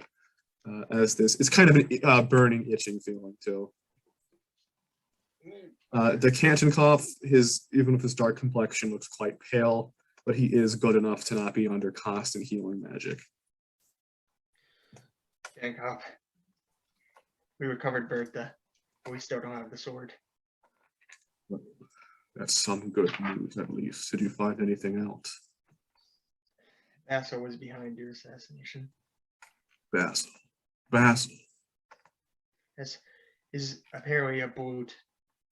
I recognize the name. He was in works with Azul. Yes, I see. Did you mention Basil to him last session? Don't know. I don't think you did.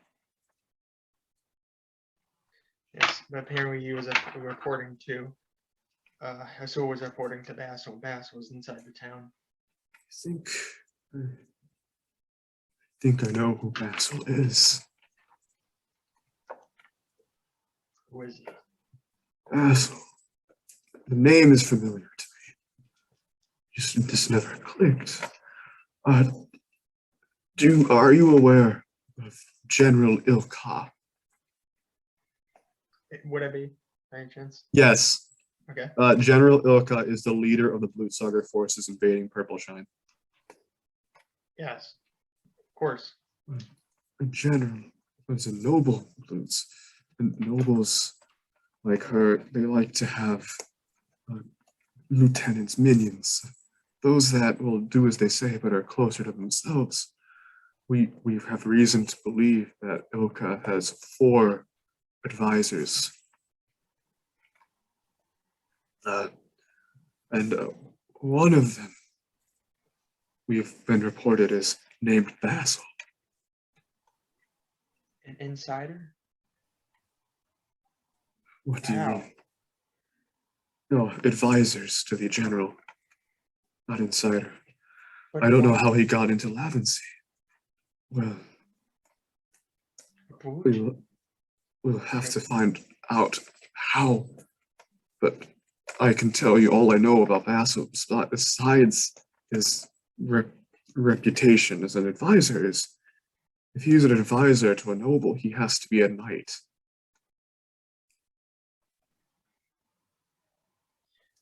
But why would he be a This doesn't make sense. A Blut? Yes, the Blutsaugers. There's 3 types. Commoners, the most common type of Blutsauger, stronger than the average man, easily killed if got hit good with a good amount of magic. But knights, the middle type, they can use magic and are much stronger than commoners. But on top of them all is the worst, the nobles. Nobles like to surround themselves with sycophantic knights. Vassal is here, and he was probably sent by Ilka. We've put an end to her efforts of expansion. Vassal might be here to give her the upper hand. We must take the scourge out as soon as possible. With your permission, we take the search firm. Just advise you both. Both of you came in here looking pretty roughed up. Are you sure you didn't already find him? No, we end up battling some warrior blues. How are they here? Well, it seems like they took what was his name? I can't think of his name. Captain Parsons. Captain Parsons. They took Captain Parsons, and he became some kind of superpowered blue. So they're turning people into commoner bluts. His vassals came here without a force, and he's using Lavency's population to make his own. Bertha did technically save us, but I think it was to save our own skin more than anything. I still can't trust her. Keep her locked away. She still might know more. No, but we should be fine, right, Mikon? I don't believe we will survive an encounter with a knight if the commoners can do us in that hard. True, but also having one in town doesn't seem like the most fun thing. No, we will need to find reinforcements. Oh boy. Would the good captain be able to help? Wenister might be a good. Get Wenister. Somebody get Wenister, damn it! As someone runs out of the room. The captain's a very skilled fighter and new magic user. An invaluable ally against the knight.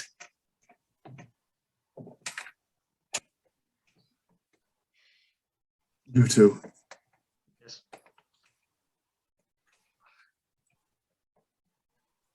Bring me your hand, Midas. As I put my hand out. His finger glows a lime color, and he draws a symbol, and the light attaches to you like paint as he kind of draws a circle with a dot in the middle of it, and several different kind of like runic structures around it. So he goes, "Okay, Midas, if you find something, or when I would desire your presence to back here, that will give you a warm feeling on your hand. No, if you find something, forgive me, I misspoke. Put a little bit of magic into that. It will vanish, and it will attack." He draws one on his own hand, and the same runic structures around it. It will affect mine. It is a simple heating rune, but they're connected. If one triggers, the other will. If you trigger yours, it means you found Vassal. I trigger mine, it means I want you to come back here. Do you understand this? Yes, sir. Go out there to that city and try to find and hunt at least another commoner. We need to lower the amount of Bluts in Lavency before they begin to spread even more. Yes, sir. And we'll go out and we'll start surveying the town. Okay.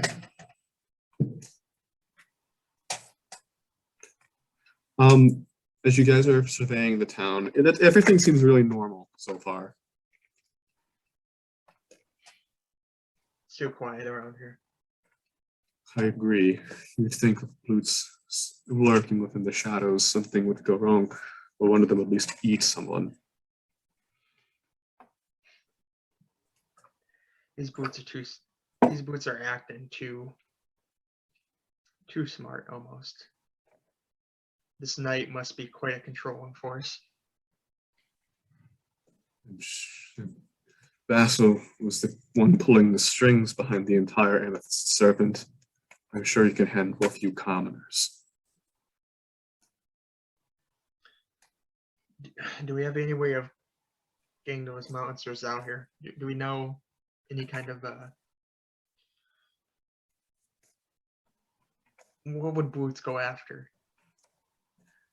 I'm a member of Auxiliary Legion. I've only had a few rare encounters with such disgusting creatures, but I've heard that they like to surround themselves in grand importance. Even if they are newly born bloodsuckers, I'm sure that they'll still think themselves better than all around them. They somewhere with finery where they can look down on us. That might be where they're hiding. The tower? No, the tower's too close to us. We're their enemy. Somewhere They- look down on us. We need to find somewhere here. I'm still doing a hurt voice. Yeah. I noticed. And I'm like, Yeah. wait, you guys gotta heal. It's hard to like, get out of it once you Stop. started. I got into it. I got really into it. So I'm more like a whisper voice at this point because we're just like kind of like, what is going on here? Especially since Bluts have a enhanced senses at night. Wait, Midas, Yes. the amphitheater. Mm. They might be in the amphitheater. It'll be quite a grandiose stage. Let's make our way there quietly.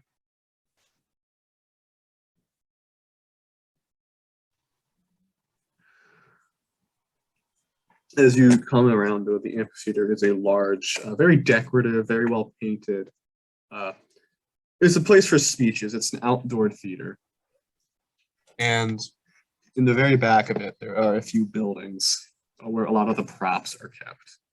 Especially a singular building, basically, which is used for actors to get ready before they come out. And this is a nice looking building with like a clock in its very center.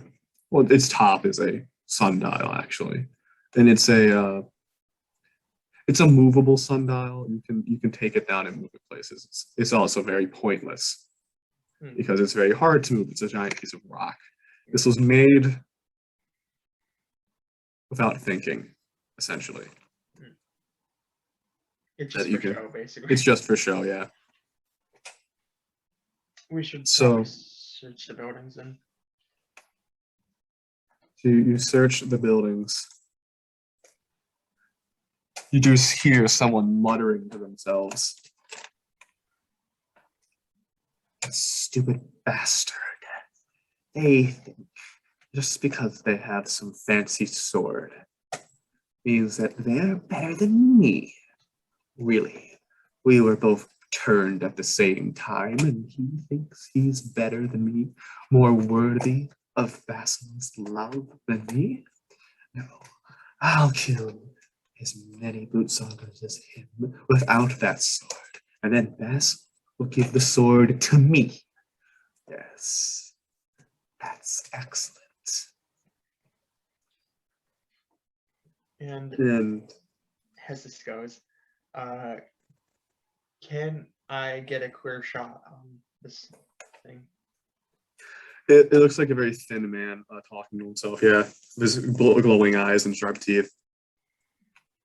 I'm gonna try to go for a shot on it with the chakram. Mm-hmm. Do I still have my condensed metal chakram?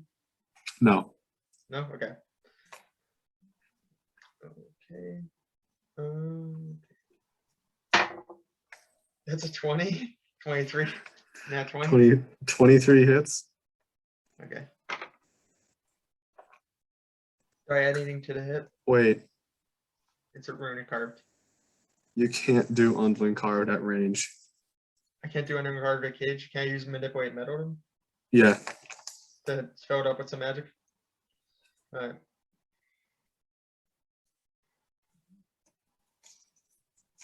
So that's a D4. Do I add any damage to that? Dex. Dex, gotcha.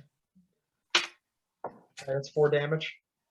As you slice into it, you kind of almost slice its bicep off. As the creature lets out a hiss, its bicep repairs itself and it turns towards you. Roll your d12s. Ah, the prey has arrived. A 4.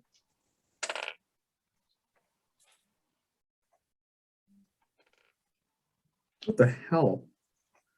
As just as it says that, Mikon holds his hand out and he fires a color bolt at it. As the blue almost ducks into the darkness itself, as the color bolt blasts apart a box behind it, as it jumps back out. And you see it has 2 things at its side. It's holding 2 little cases of crossbow bolts, but you don't see a crossbow.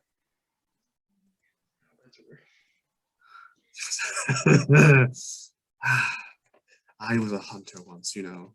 Not a Blut Hunter, no, nothing so crass. I hunted animals to provide for the good people of Fallende. I do much the same now, but I provide for something much greater than anything immortals can understand. And he flips open a pouch. He takes out 1 out of each, 2 little bolts, and he flicks them at each of you. He throws them.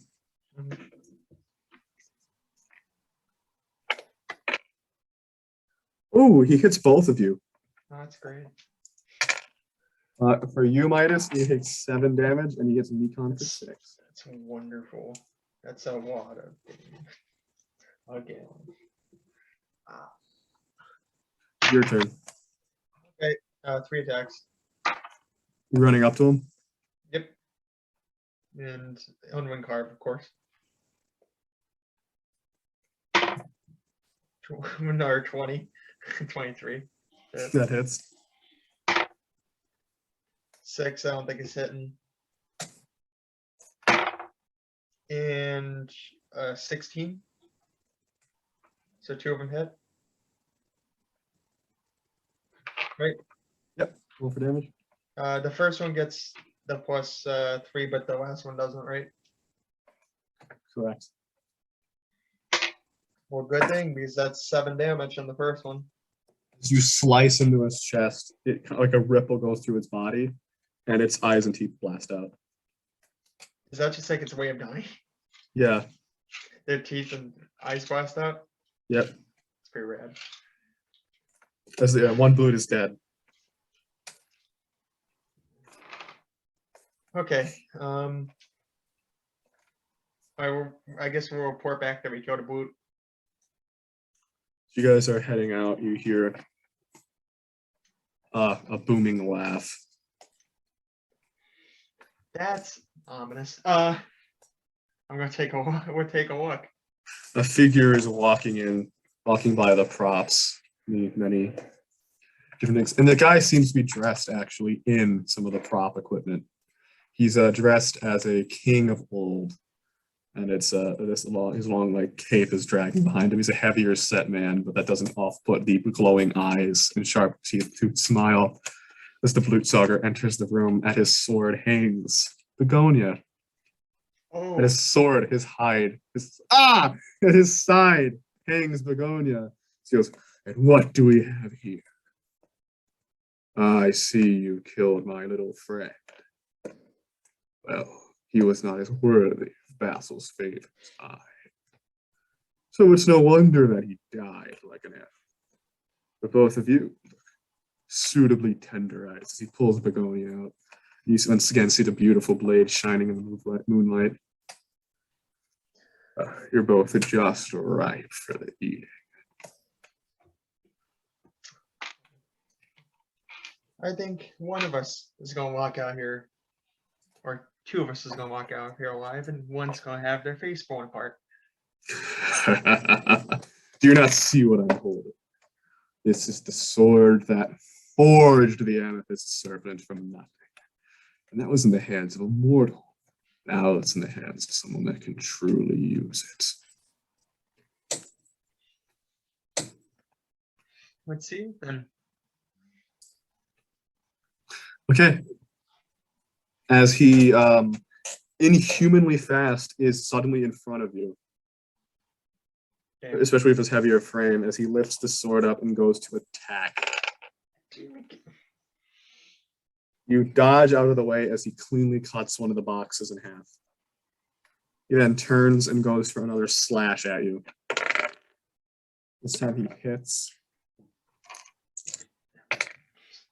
for 12. I am down, as they say. My 11 hit points are. Ah, isn't it beautiful? True craftsmanship.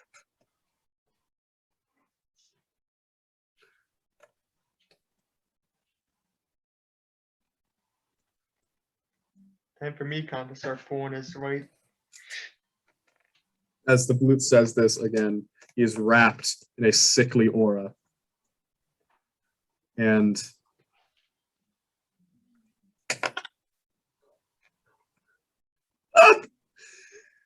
as he is immediately just overcome with this massive amount of poison magic from Mikon. His eyes and teeth just blast out of his head and he falls dead to the ground. As Mikon did 14 damage with that. Oh my goodness. As Mikon goes, well, a sword is a sword, but it's nothing compared to magic. And he smelling salts you. Oh. That was terrible. It seemed like it, but that's 2 dead Bluts and 1 begonia obtained. Yeah. As I grab Begonia off the ground. Yes, you do. Yeah, I stare at it for a little bit.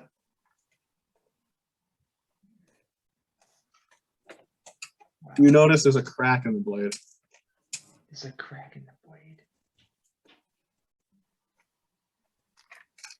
I'm going to stab it into the boot's remains Yes. and see if anything happens. You pull it out and there's no blood in the wound. Still a crack? Yes. Hmm. In fact, a little bit of the blood seems to be dripping out of the crack. Well, that's not good. Wonder how could they crack such a thing? The crack actually grows a little bit as you're looking at it. Oh, it's no good. We'll have to get this directory to the mages. And more blood comes out of the crack. Start running. Yeah. As the entire sword begins to kind of shake and crack it, more blood comes out of those cracks, dripping out. It actually starts to spray out of the sword as you're running. You've not left the empty amphitheater yet. Would you like to do anything with the sword? With the sword? I don't know. It's spraying blood. Can I try to fortify it?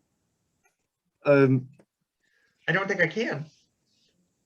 It's spraying blood. Yes. Mikon goes, Midas, I think you should get rid of that. That can't be good. But how could it crack? Midas. And he starts pulling you away from it. But could it be a forgery? What is this? Yeah, you see something sticking out of the crack. What is it? Looks like a little bit of the corner of something red. The corner of something red. That's not good. Yeah. So it continues to spray more blood. And you can almost see it looks like meat on the inside of the sword.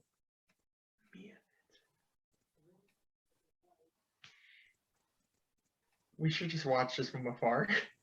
You guys leave? We should probably watch this. This is like, we need to know. Like, do you get away from the sword? Yeah, we're getting away from the sword, yeah. As Mikon goes, it kind of understands what you're saying. He goes, we have to get out of here. I don't know what's going on. Run! And you guys run off. Stealth. Dex. Dex?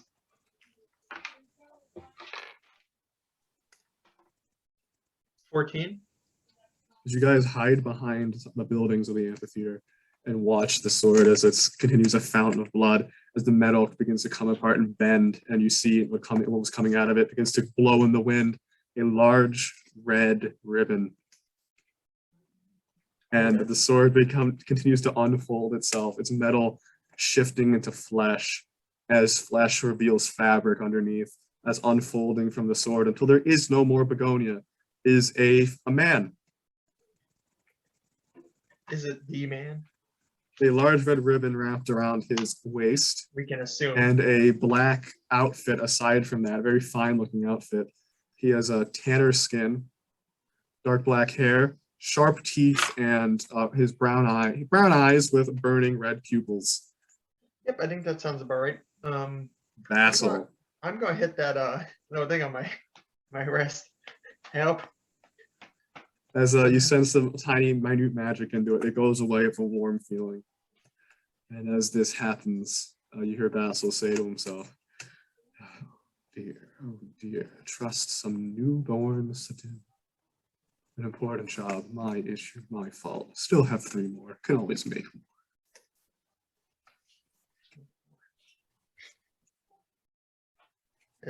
I think I'm gonna wait till backup comes before I decide to do anything.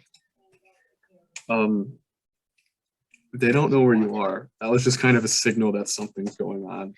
So you guys sit there in horror of this night is around until eventually you guys look again and he's gone.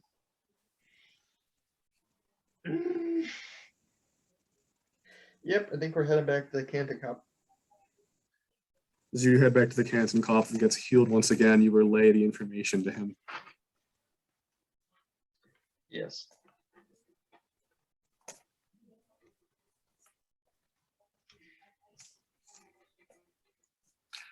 Loot sagas.